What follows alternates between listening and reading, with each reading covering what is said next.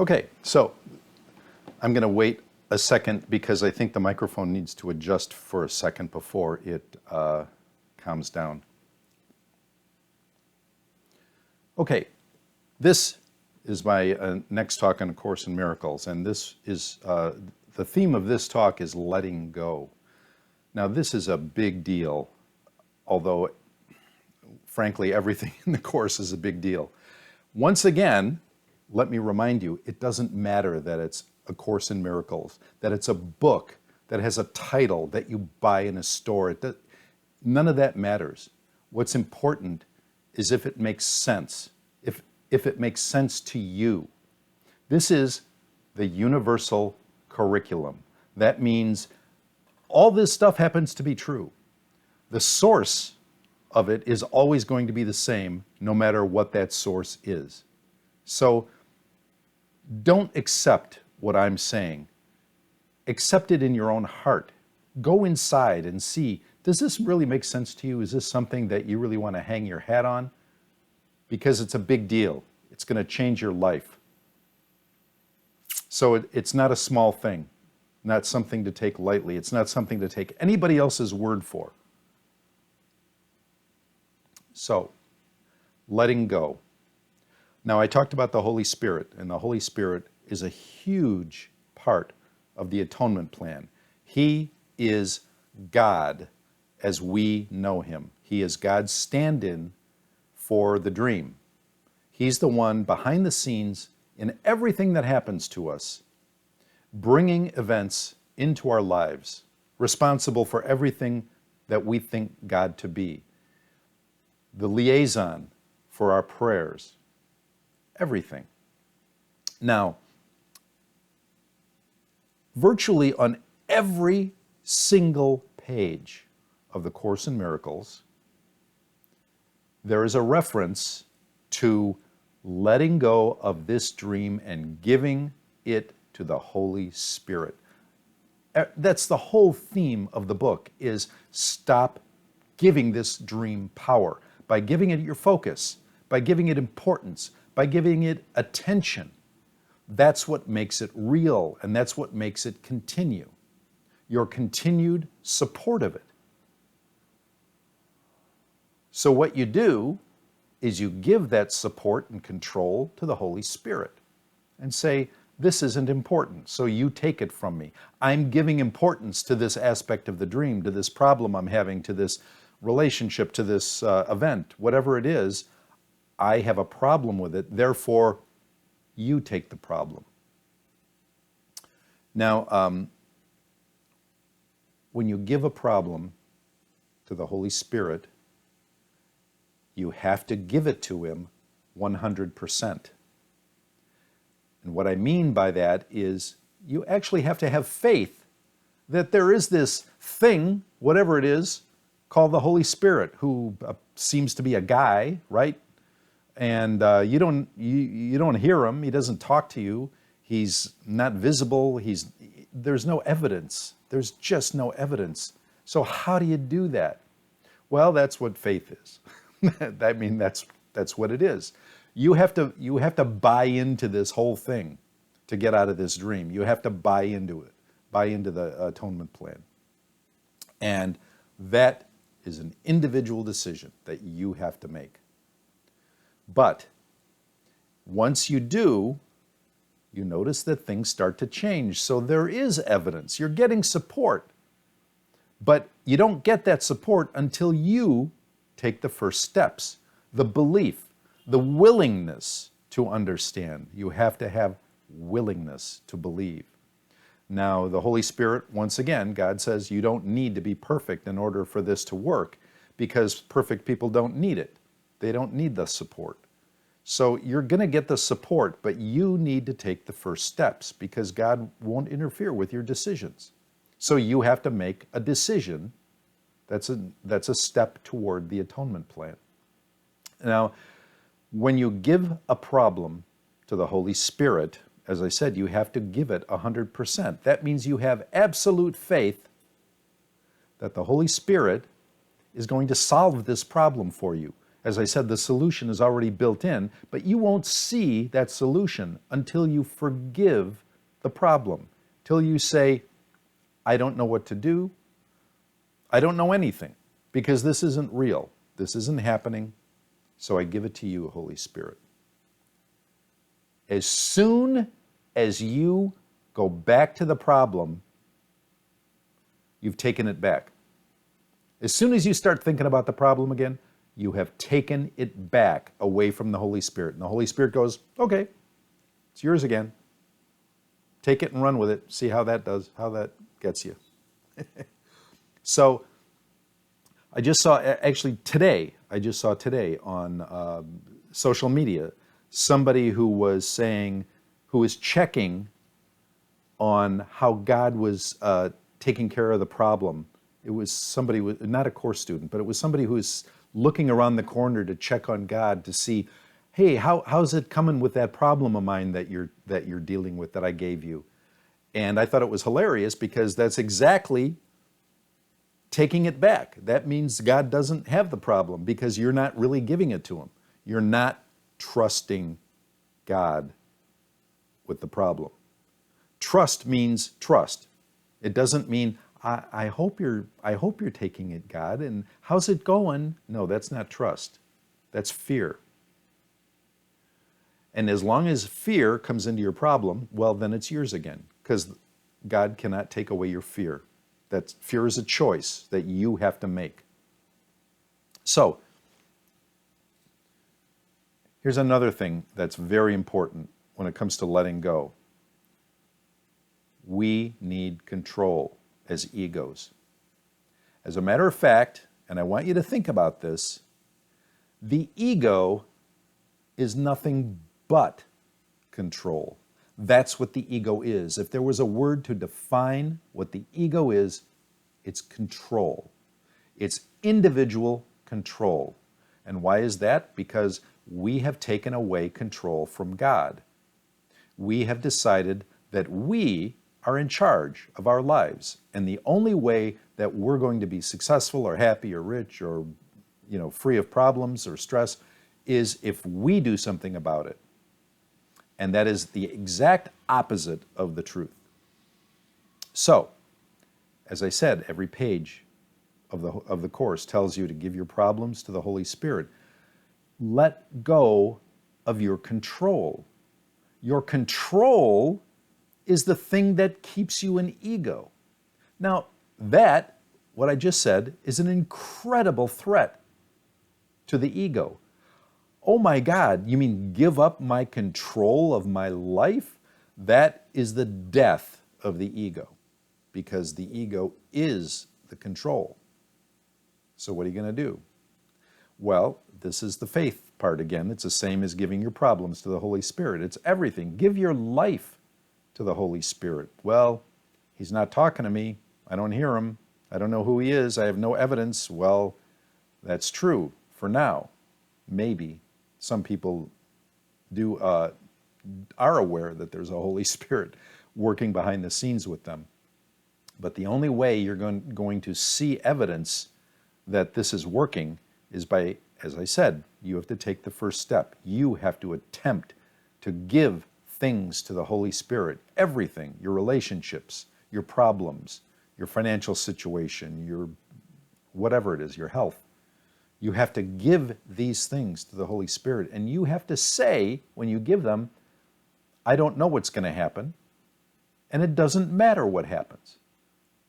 If you die, if you're broke, if you're thrown in jail, if your relationship breaks up, guess what? That happens all the time to everybody. And eventually, it's okay. We get through it. We die, we come back. We're broke, we get some money eventually. We get thrown in jail, we get released. These problems we have made intense and huge, and they're just not important. One really important way to look at life, and I found this out on my own, so it's, once again, anecdotal evidence, and you don't have to take my word for it, but one of the best things I have found is actually to do that, to say, When you have a problem, what's the worst thing that could happen? And just say, I don't know if that's going to happen, but if it does, I will accept it. I'm going to die. I'm going to lose all my money. I'm going to get kicked out of my apartment. I'm going to, whatever it is. The worst thing that could happen is like, I don't care. You have to go there. You have to feel the depth of that loss and then let it go and say, you know what? No matter how bad it is, it's really not that bad because I'm being taken care of. And if you let it go, you will be taken care of. You won't suffer that loss. Now that is a hard thing to believe. That's the biggest problem the ego has. If you let go of control, no one's really back there taking care of it for you. No one's really in the ether up there watching out for you. But they are. There is a host of angels helping you all the time. And they are all representatives of the Holy Spirit. And you need the willingness and the faith that they're there, that there is this huge plan that exists only for the purpose of helping you. Now, if I were God, which I am, even though I'm not aware of it, intellectually I may be, but I'm not experientially aware that I'm God. But if I were God and my son fell asleep and I knew that I couldn't get involved in whatever he was doing because I didn't want to interfere with his free choice, I would do everything I could without getting involved directly. And God made the atonement plan for that purpose. The atonement plan is God. It's God making this huge, helpful plan behind the scenes just to help us wake up. It's so amazing and huge. And the best part is that we're not even aware of it because God is so clever. I'm telling you, this is a very amazing plan. We don't even have to be aware of it, and most of us aren't. But it's there, and it's huge, and it's helping us. And all you have to do is start playing God's game instead of the ego's game. Let's get out of here. Let's wake up. Understand the atonement plan. Understand all the help that's yours behind the scenes. Stop pretending that you're a tiny, tiny ego, alone in a very vicious world, trying to fend for yourself. Give up your control. One of the best lessons in the course, in my mind, is lesson 135, which talks about defenselessness. And it talks about the bigger locks that we keep putting on our doors and the bigger weapons that we need to fight our enemies. And it says, the only sure thing you can do to ensure your safety is to absolutely be defenseless. And that means that you absolutely trust that God will take care of you. Not your locks, not your weapons. God will take care of you. You don't need locks and weapons. I would read that lesson. It's a beautiful lesson, and it's very profound. It also talks about planning for the future. Let go of all of your desires, because your desires what got you here. When you make a plan, that means you're trying to create a future. You're trying to say, I want this, this, this, and this to happen because that's what we're going to do. We're going to get to the lake, we're going to pull out the boats, we're going to go for a swim. And that's fine. You can plan, but planning is trying to create a future. And there is no future. And another point in the course is that the present is the only moment you need, and that's where God exists. God exists in the present, and whenever God gives you something, He gives it to you in the present. He doesn't give it to you in the past or the future. And when I say God, I mean the Holy Spirit, but there is no such thing as the future. So when you make plans, you're planning for something that doesn't exist. And that's okay. I mean, we're all going to plan, but eventually learn to live more spontaneously, because when you plan, you're making a decision instead of making it with the Holy Spirit. Make your decisions with the Holy Spirit. Practice asking for help and guidance when you want to make a plan. Help is always there. It takes practice to trust it. It's worth it. It's worth it.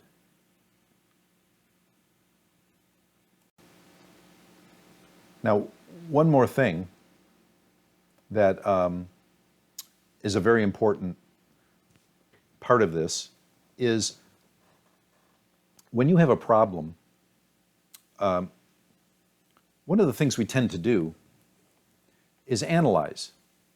We tend to say, I wonder why that happened, or, psychologically in depth, analyze your problem.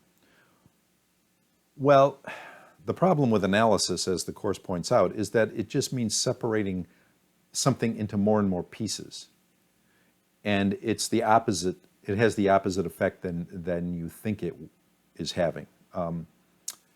You don't need to look at a problem and analyze it. What you need to do is overlook it, because what you're seeing is a symbol of a problem. It's not the actual problem. You're not seeing a problem. You're seeing a symbol of a problem.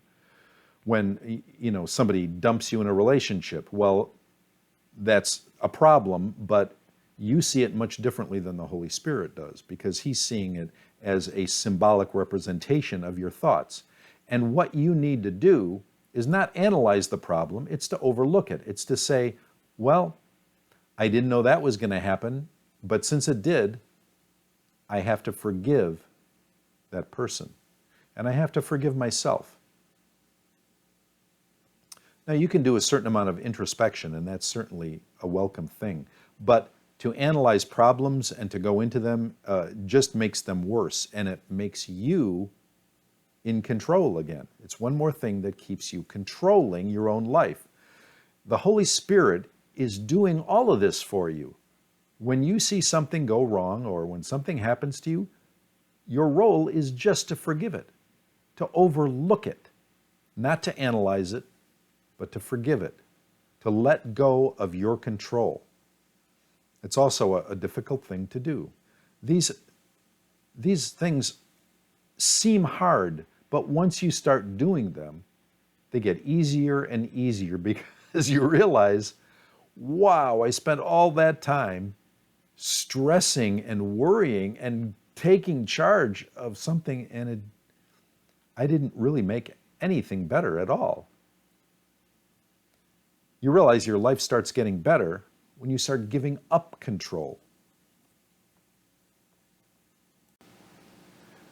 When you're angry at anyone for any reason, it's because you're a victim, right? You've decided to be a victim.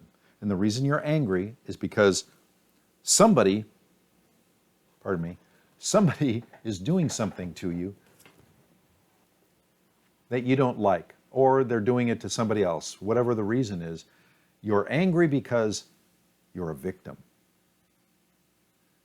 So one of the things to realize about anger is you aren't a victim. Do you understand that not one bad thing can happen to you? Not one bad thing can ever happen to you. You can never be sick. You can never be hurt by anybody at all, unless you give somebody permission, unless you give your body permission. You are making all of this stuff, all this awful stuff happen. because you want it. You want to experience it. You want to experience separation. Well, that's what separation is. It's judgment. And all the judgment that you mete out to other people is the judgment that you receive, because thoughts don't leave their source. Every roll of the eyes, as I've said a few times now, has to come back to you. Someone's going to roll their eyes at you, and you're going to feel it.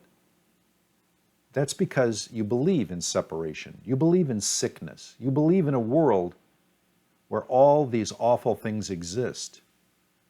All these things of the ego world, they all exist. They're not true. Let go of your control.